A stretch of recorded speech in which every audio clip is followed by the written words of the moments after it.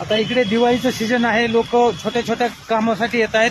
आत्ता इकडे गाड्या पार्क केलेल्या आपल्याला दिसतील, परंतु अनेक गाड्या उचलून नेल्याचं मला कळतंय गरवारे स्टेडियमला. आता मी तिकडे जातोय, तर लोकांना परेशान कसं केलं जातंय किंवा लोकांना त्रासदायक किंवा त्रासदी होईल असं काम कसं केलं जातंय.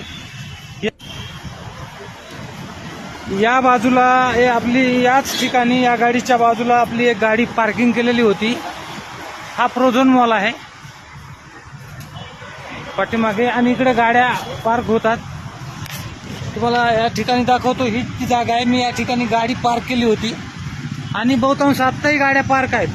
परंतु इकडे गरवारे स्टेडियमला आलोय, जिकडे गाड्या उचलून आणल्यात महानगरपालिकेच्या लोकांनी.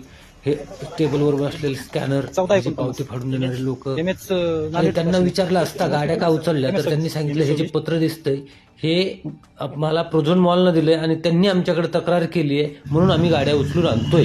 म्हणजे प्रोझोन मॉल त्यांच्या ग्राहकांना त्रास देतोय. नागरिकांना का लुटतायत हे काय समजण्याला मार्ग नाही.